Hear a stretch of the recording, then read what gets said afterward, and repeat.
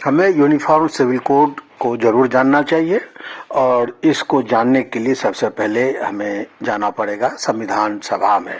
दोस्तों, जैसा कि आप जानते हैं कि भारत को आजाद भारत में एक कानून ऐसा लागू हो जो सब पे बराबर रूप से प्रभावी हो, उसके लिए संविधान सभा का गठन हुआ था, जिसने संविधान के निर्माण का दायित्व लिया था। और इसी संविधान सभा के तहत एक 35 आर्टिकल 35 का ड्राफ्ट तैयार हुआ था, जिसमें पूरे भारत में जाति, धर्म और लिंग का भेद किए बगैर सब पे समान कानून लागू करने की बात कही गई थी। शुरुआती दौर में जब सारे ड्राफ्ट तैयार हो गए और जब संविधान सभा की बैठक हुई और उस बैठक में विभिन्न मुद्दों पे विभिन्न कानूनों पे जब बात हुई, तो फिर आर्टिकल 35 पे आकर लोग अटक गए। लोग से मतलब है संविधान सभा के मेंबर्स, और खासकर मुस्लिम जो मेंबर्स थे उन्होंने इसका विरोध किया। उन्होंने कहा कि इस कानून के लागू होने से मुस्लिमों के धार्मिक रीति रिवाज में हस्तक्षेप होगा और हम इसे नहीं मान सकते। काफी बहस हुई। दिन भर बहस होने के बाद ये तय हुआ कि चलो ठीक है, इसको हम इसे आर्टिकल 35 को पहले मौलिक अधिकारों में रखने की बात थी, लेकिन अब ये तय हुआ कि नहीं, इसको हम मौलिक अधिकारों में नहीं रखेंगे, इसको हम डायरेक्टिव प्रिंसिपल यानी नीति निर्देशक तत्व में रखते हैं, ताकि जब इसे लागू करने का सरकार सोचेगी तो संबंधित सभी वर्ग, सभी समुदाय के लोगों से बातचीत की जाएगी, उनकी सहमति से इसे लागू किया जाएगा। ये 23 नवंबर 1948 की बात है, जब आर्टिकल 35 यानी इस पे यूनिफॉर्म सिविल कोड पे चर्चा हुई थी। और उसके बाद इसको संविधान सभा ने भारत के संविधान के भाग 4 में नीति निर्देशक तत्वों के तहत आर्टिकल 44 अनुच्छेद 44 के तहत इसको रखा। और आप समझ लीजिए कि ये 1948 की बात है। 1950 में 26 जनवरी को हमारा संविधान लागू हुआ और उसके बाद से अब तक इस पे कोई भी एक कदम आगे नहीं बढ़ा।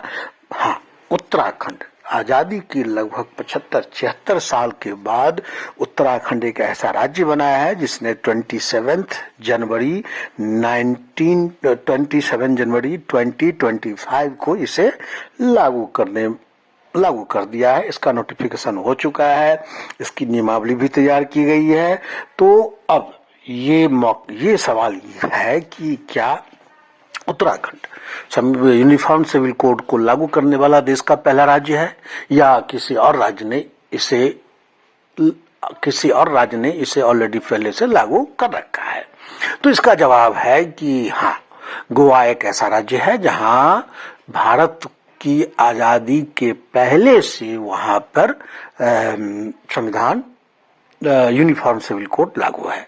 दोस्तों, अगर आप एक सामान्य नागरिक हैं देश के तो भी, अगर आप किसी प्रतियोगी परीक्षा की तैयारी कर रहे हैं तो भी, और यदि आपका ज्ञान विज्ञान में रुचि है तो भी समान नागरिक संहिता को समझना आवश्यक है।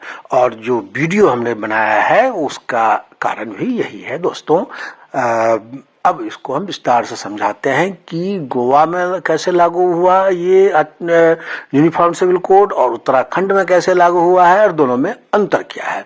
दोस्तों, गोवा, जैसा कि आप जानते हैं कि 1510 में गोवा पर पुर्तगालियों का कब्जा हुआ था और पुर्तगालियों ने जब इस पर कब्जा कर लिया था तो इसने 1961 तक गोवा पर शासन किया। और सिर्फ गोवा ही नहीं, भारत आने वाले पुर्तगाली नाविक वास्को डी गामा पहला व्यक्ति था जो समुद्र के रास्ते से, खास करके केप ऑफ गुड होप से होते हुए भारत आया था। और उसने सबसे पहले कालीकट पहुंचा था और धीरे धीरे उसने भारत के कई हिस्सों पे कब्जा कर लिया था पुर्तगालियों ने। और केवल भारत ही नहीं, दुनिया के कई हिस्सों में गोवा का कब्जा था। कई क्षेत्रों पे गोवा ने अपना शासन किया था लंबे समय तक। इसी शासन के क्रम में 1867 में गोवा में पुर्तगालियों ने यूनिफॉर्म सिविल कोड को लागू किया था। यूनिफॉर्म सिविल कोड का मतलब ये था कि संपत्ति, विवाह, तलाक को लेकर के सभी धर्म के लोगों को समान अधिकार। दोस्तों, सभी को समान अधिकार। दोस्तों, ये जो गोवा का सिविल कोड था पुर्तगालियों द्वारा लागू किया गया, ये पुर्तगाल के चर्च, पुर्तगाल के राजा द्वारा जो कानून प्रभावी था उसी का एक पार्ट था। और इसमें कानून की खास बात ये थी कि हिंदुओं को दूसरी शादी का अधिकार था, लेकिन ईसाइयों को दूसरी शादी करने का अधिकार नहीं था यूनिफॉर्म सिविल कोड के तहत।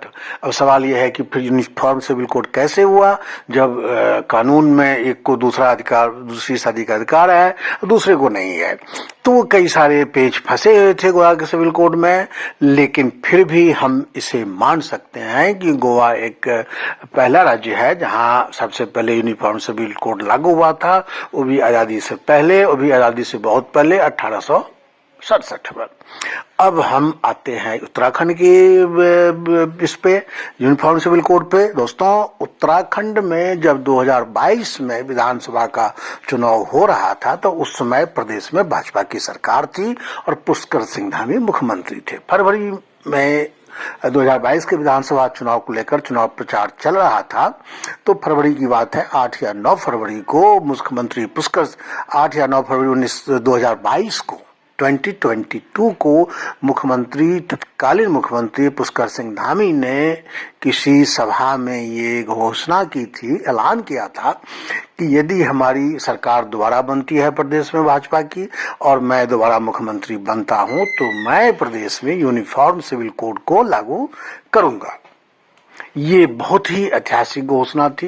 इस घोषणा के बाद पूरे देश में खलबली मची। इसके पक्ष में भी तर्क आए, विपक्ष में भी तर्क आए, लेकिन मुख्यमंत्री अपनी बात पर अडिग रहे।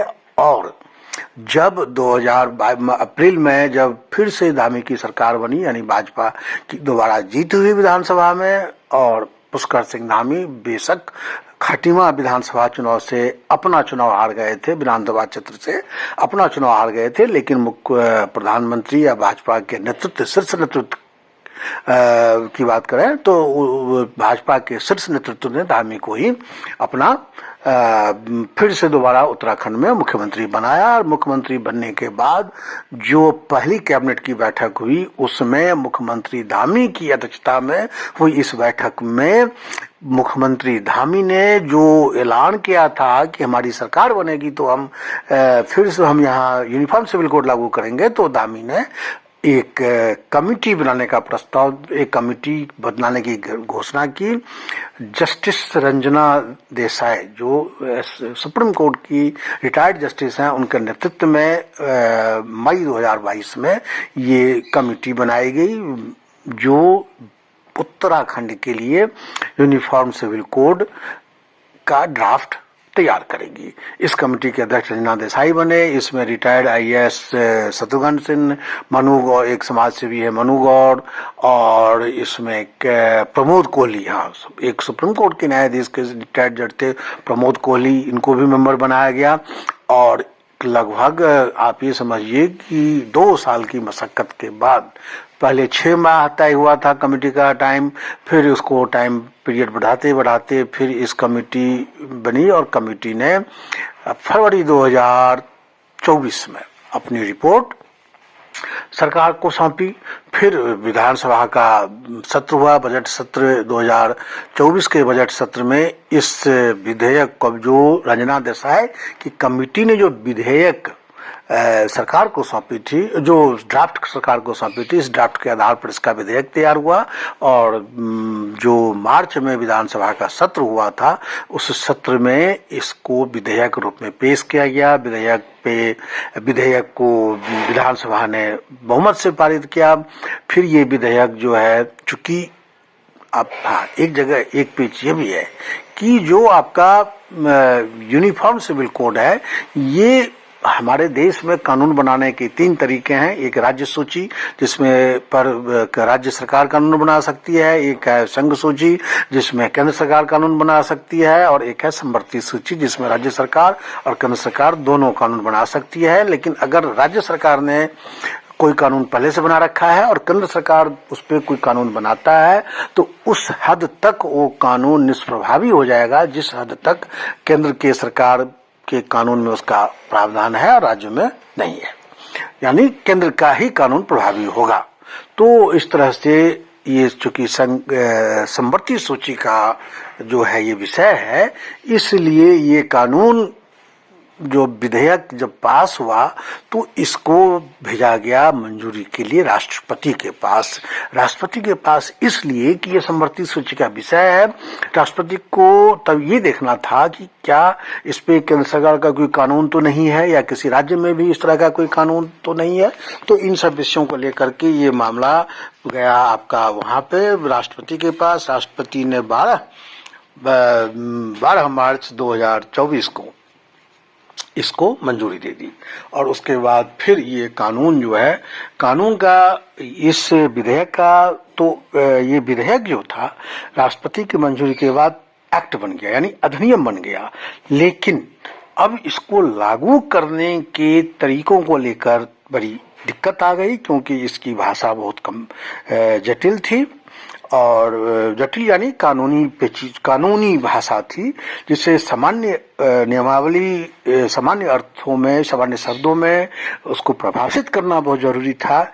इसलिए उत्तराखंड की धामी सरकार ने एक और कमेटी का गठन किया, जिसकी अध्यक्षता जो हमारे प्रदेश में मतलब है उत्तराखंड प्रदेश के पूर्व मुख्य सचिव रहे हैं, उनका नाम शत्रुघ्न सिंह है, जो ड्राफ्ट कमेटी के भी मेंबर थे। तो शत्रुघ्न सिंह की अध्यक्षता में एक और कमेटी बनी। इस कमेटी को नियमावली जो अधिनियम बना था इसको लेकर, समान नागरिक संहिता को लेकर इसकी नियमावली को आसान शब्दों में तैयार करने की जिम्मेदारी दी गई। तो दोस्तों, इस कमेटी ने अक्टूबर 2024 में राज्य सरकार को अपना जो नियमावली थी उसको इसने कमेटी ने सौंप दिया। फिर ये जो है नियमावली बनने के बाद 20 जनवरी 2025 को कैबिनेट की बैठक हुई। कैबिनेट की बैठक में नियमावली को मंजूरी दी गई और मुख्यमंत्री पुष्कर सिंह धामी को अधिकृत किया गया कि आप इस कानून को जब चाहे लागू कर सकते हैं। उस समय प्रदेश में आचार संहिता लागू थी निकाय चुनाव को लेकर के। 25 तारीख को निकाय चुनाव की काउंटिंग हुई, 26 की दोपहर में निकाय चुनाव की काउंटिंग खत्म हुई और आचार संहिता भी खत्म हो गई।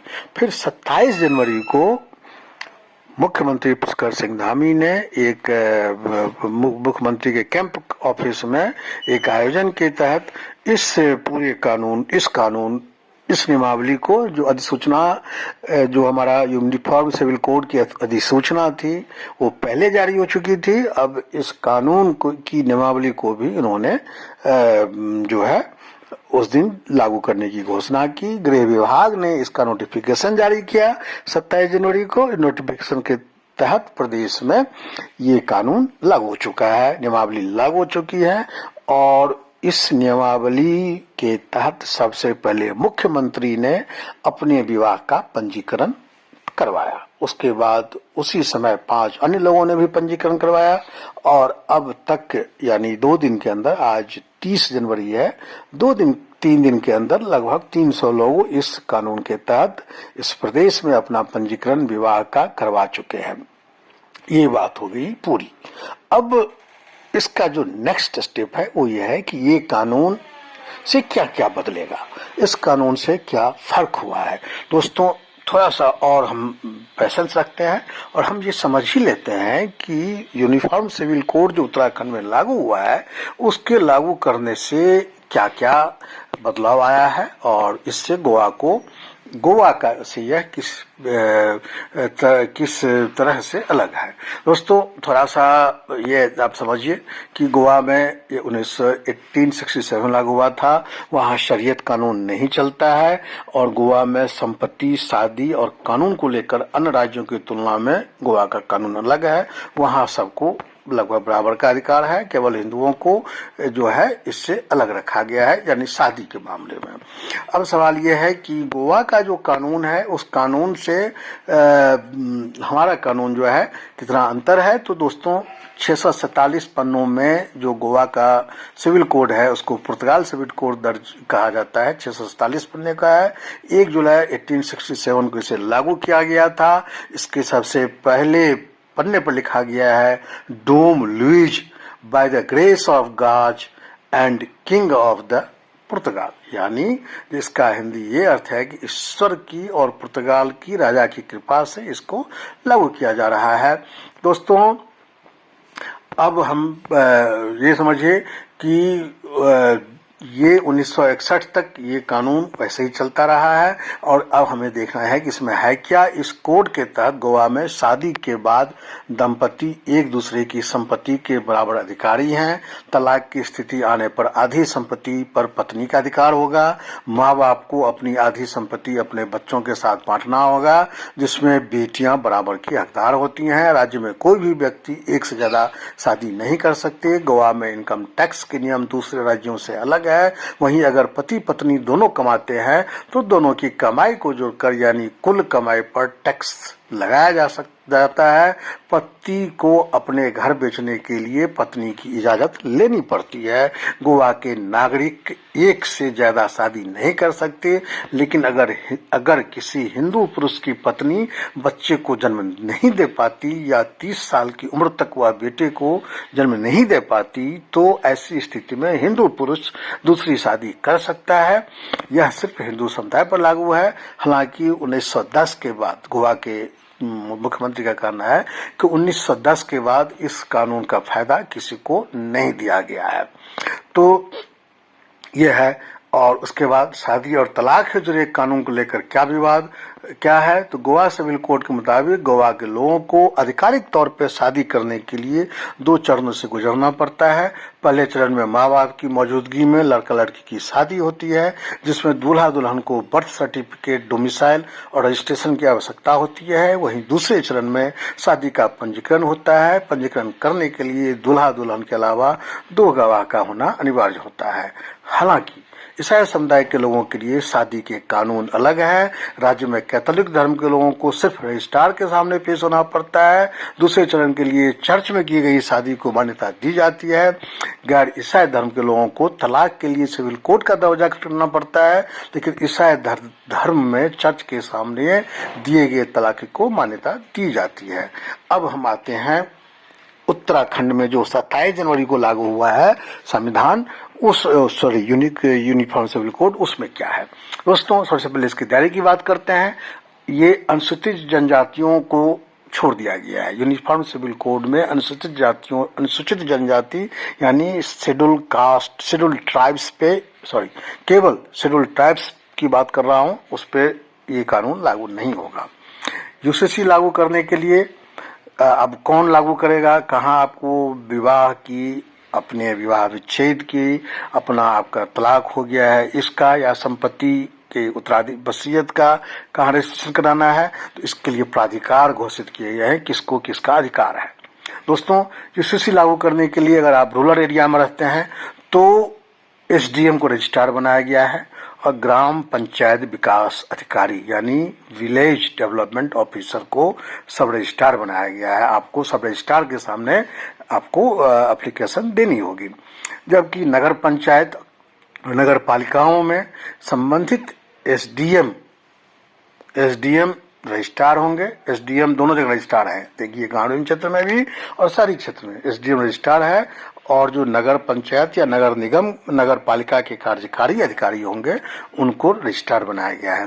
इसी तरह से अगर आप मेयर के क्षेत्र में आते हैं, नगर निगम में आते हैं, तो नगर निगम में नगर आयुक्त जो होगा नगर निगम का, उसको रजिस्ट्रार बनाया गया है और कर निरीक्षक को सब रजिस्ट्रार बनाया गया है। विभिन्न एरिया के जो कर निरीक्षक होंगे वो सब रजिस्ट्रार होंगे। और यही बात अगर छावनी क्षेत्र की होगी तो वहां सीईओ यानी मुख्य कार्यकारी अधिकारी को रजिस्ट्रार बनाया गया है और रेजिडेंट मेडिकल ऑफिसर या सीईओ द्वारा किसी भी नामित व्यक्ति को सब रजिस्ट्रार बनाया गया है। और इन सब के ऊपर रजिस्ट्रार जनरल होगा जो सचिव स्तर का अधिकारी होगा, और जनरल होंगे जो सचिव स्तर के अधिकारी होंगे, और इंस्पेक्टर जनरल ऑफ स्टेशन, और उसके बाद उसके ऊपर इंस्पेक्टर जनरल ऑफ स्टेशन होगा। रजिस्ट्रार कार्यालय क्या करना, उसको क्या करना है ये समझिए। यदि रजिस्ट्रार तय समय में कार्रवाई नहीं कर पाते हैं तो मामला ऑटो फॉरवर्ड से रजिस्ट्रार जनरल के पास जाएगा। अब देख लीजिए, अगर रजिस्ट्रार काम नहीं करेगा, उसका जो टाइम दिया गया है उसमें काम नहीं करेगा, जैसे कि आप सपोज करो कि आपने ऑनलाइन एप्लीकेशन डाली अपना रजिस्ट्रेशन करने के लिए, विवाह के लिए या तलाक के लिए को सूचीबद्ध करवाने के लिए, तो हर अधिकारी के जो है टाइम पीरियड है, कितने दिनों में आपको उसको परमिशन देनी होगी, यानी आपको सर्टिफिकेट देना होगा। अगर ऐसा नहीं होता है तो ये ऑटो फॉरवर्ड आगे चलता जाएगा, रजिस्ट्रार जनरल के पास चला जाएगा। इसी तरह रजिस्ट्रार या सब रजिस्ट्रार के आदेश के खिलाफ रजिस्ट्रार जनरल के पास अपील की जा सकेगी, जो 60 दिन के भीतर अपील का निपटारा आदेश जारी करेंगे। अब रजिस्ट्रार का कर्तव्य क्या है? सब रजिस्ट्रार के आदेश के खिलाफ अपील पर 60 दिन में फैसला करना होगा। लिव इन नियमों का उल्लेख या विवाह कानूनों का उल्लंघन करने वालों की सूचना पुलिस को देना होगा। सब रजिस्ट्रार के कर्तव्य सामान्य तौर पे 15 दिन, और तत्काल में अगर मान लो विवाह के लिए आपने रजिस्ट्रेशन के लिए आपने अप्लाई किया है तो सामान्य तौर पर 15 दिन में आपको रजिस्ट्रेशन का, विवाह के रजिस्ट्रेशन का सर्टिफिकेट मिल जाएगा। और अगर आपको मान ली शादी की है और आपको विदेश जाना है तो ये तत्कालिक मामले में आएगा, और इसमें 3 दिन के अंदर आपको रजिस्ट्रेशन का सर्टिफिकेट मिल जाएगा, और इसके लिए शुल्क भी देना पड़ेगा। शुल्क का भी निर्धारण कर दिया गया है। अब समय पर अगर अब मान लो आपकी विवाह हो गई, आपका विवाह हो गया, और विवाह होने के बाद अगर समय पर आवेदन का उल्लंघन करते हैं तो उसमें जुर्माना दिया जाएगा। अब विवाह पंजीकरण की बात देखिए, 26 मार्च 2010 की डेडलाइन रखी गई है। 26 मार्च 2010 को यहाँ विवाह एक्ट लागू हुआ था उत्तराखंड में, तो उससे पहले की अगर आपकी शादी है तो कोई बात नहीं, आप चाहें तो रजिस्ट्रेशन करवाएं और नहीं चाहें तो नहीं करवाएं। करवा लेना ठीक रहेगा, क्योंकि उससे आपको कई सारी सुविधाएं मिलेगी। नहीं करवाएंगे तो भी दिक्कत नहीं है। लेकिन 26 मार्च 2010 के बाद अगर आपकी शादी हुई है तो आपको रजिस्ट्रेशन अनिवार्य हो जाएगा। उसमें भी 2 तरह के रजिस्ट्रेशन होंगे। एक तो 26 मार्च 2010 के बाद की शादी है, और 27 जनवरी 2025 में जब ये यूनिफॉर्म सिविल कोड उत्तराखंड में लागू हुआ है, इस बीच में अगर शादी है तो इसके नियम कायदे थोड़े अलग होंगे। लेकिन 26 जनवरी 2025 के बाद की जो अगर शादी है तो उसको रजिस्ट्रेशन में अगर आपने टाइम से नहीं करवाया तो आपको इसके लिए जुर्माना देना पड़ेगा। और 6 महीने के अंदर ये नियम बना दिया गया है कि 26 मार्च 2010 के बाद अगर शादी हुई है तो 6 महीने के अंदर आपको ये करना पड़ेगा, रजिस्ट्रेशन करना पड़ेगा। अब शादी लागू होने के वाले विवाह का पंजीकरण विवाह तिथि से 60 दिन के भीतर कराना होगा। विवाह के अधिकार, यदि सब रजिस्ट्रार समय पर कार्रवाई नहीं करता है तो ऑनलाइन शिकायत आप दर्ज करवा सकते हैं। शिकायत रजिस्ट्रार के पास जाएगा या रजिस्ट्रार जाएगी या रजिस्ट्रार जनरल के पास जाएगी।